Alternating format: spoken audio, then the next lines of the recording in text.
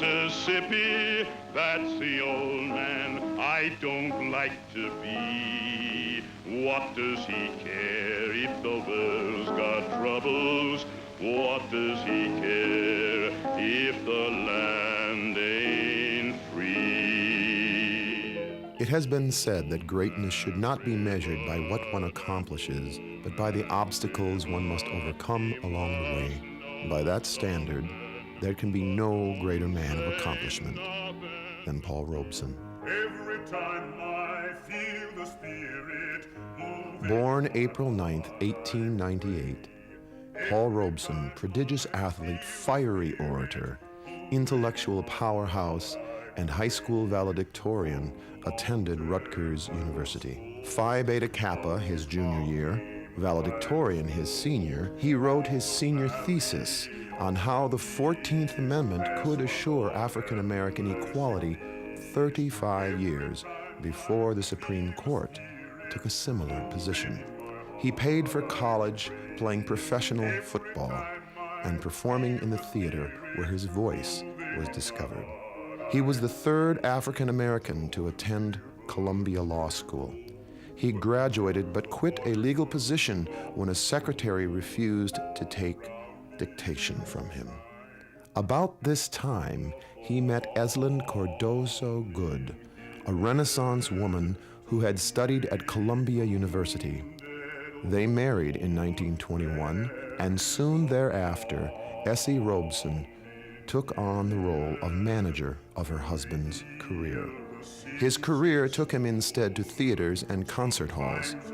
Robeson performed the first full-length recital of African American spirituals in 1925, and through the 1930s built an international reputation for his concerts. Daniel delivered Daniel, did my Lord deliver Daniel, and why not every man?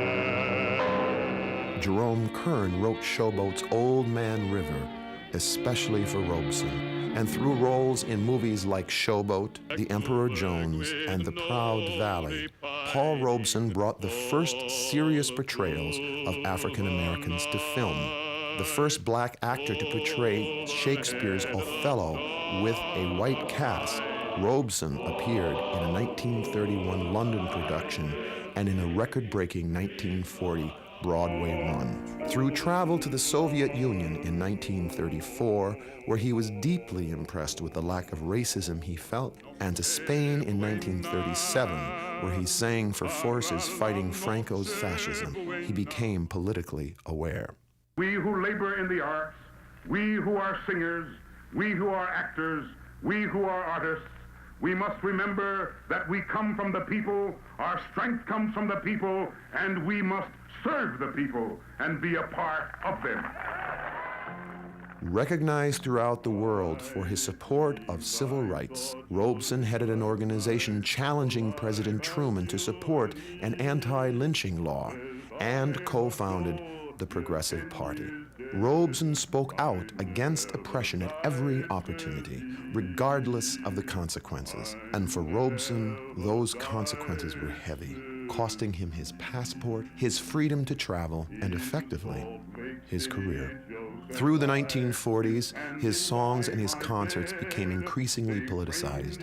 Joe Hill became a staple of his repertoire, and in time, the lyrics to Old Man River evolved from a lament into a song of strength. I keeps laughing instead of crying. I must keep fighting until I'm dying.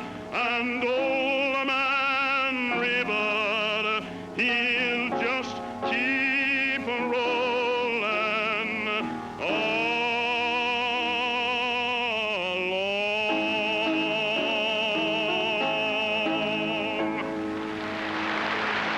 Let my brother At 1949's World Peace Conference in Paris, Robeson decried African American participation in foreign wars and a government that would treat them as second-class citizens. When he returned to America, rioting broke out at concerts in Peekskill, New York. Anti-communists and racists threw stones and attacked audience members while police turned a blind eye. From then on, a fear of violence surrounded Robeson's appearances, and political terror was used against him. In the 40s, he'd been among the top concert artists in the world, his 1947 income reportedly exceeding $100,000. By 1952, however, that figure had plummeted to $6,000 as he found himself under constant FBI surveillance, with his concerts canceled, his records pulled from store shelves, and himself blacklisted from performing for major concert halls, television, and radio. Called before the House Un-American Activities Committee, he was asked, "Why do you not stay in Russia?" He responded, "Because my father was a slave, and my people died to build this country, and I'm going to stay here and have a part of it just like you, and no fascist-minded people will drive me from it. Is that clear?"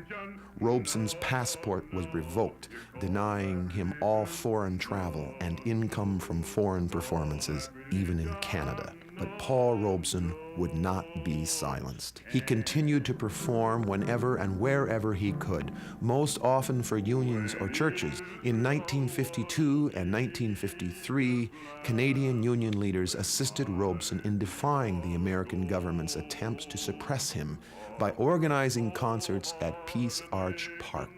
At the 1953 concert, as in many places that he traveled, Robeson spoke of his political views and the link between those and his song.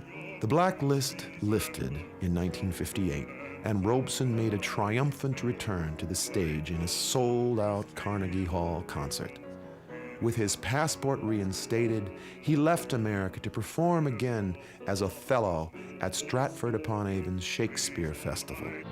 Illness forced his return to America in 1963. Thereafter, he rarely made public appearances and never again realized the public acclaim he once held. Paul Robeson passed away on January 23, 1976.